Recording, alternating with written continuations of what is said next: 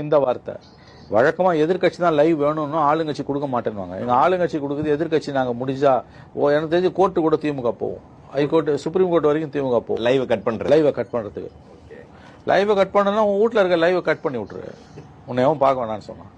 நல்ல மக்கள் மத்தியில திமுக எக்ஸ்போஸ் ஆயிட்டு இருக்குது. ஏன்னா சின்ன பசங்க கூட சினிமா பார்த்தவங்க இன்னைக்கு அசம்பிளியை பாக்குறாங்க. அதுக்கு காரணம் பல ஆண்டுகளா டிவியில வந்தாலும் இப்பதான் ஒரிஜினலா வருது. ஏன்னா முந்திலாம் வெட்டி ஒட்டி போடுவாங்க. ஜெயலலிதா பேரில் ஜெயலலிதா பேசுறதுதான் இருக்கும், திமுக பேசுறது இருக்காது.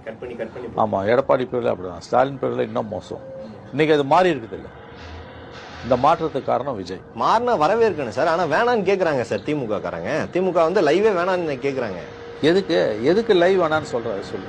ஏன்னா பசங்க கேள்வியை கேட்டுறாங்க திடீர்னு, அதுக்கு என்ன பதில் சொல்றதுக்குள்ள லைவ் போயிருது, அதை ரீலா எடுத்து போட்டுறாங்க. அப்படி வெக்கமா இல்லையா அப்படி பேசுறதுக்கு? ஜனநாயகத்துல மக்களுக்கு தெரிஞ்சுக்கிறதுக்கான எல்லா உரிமையும் உண்டு.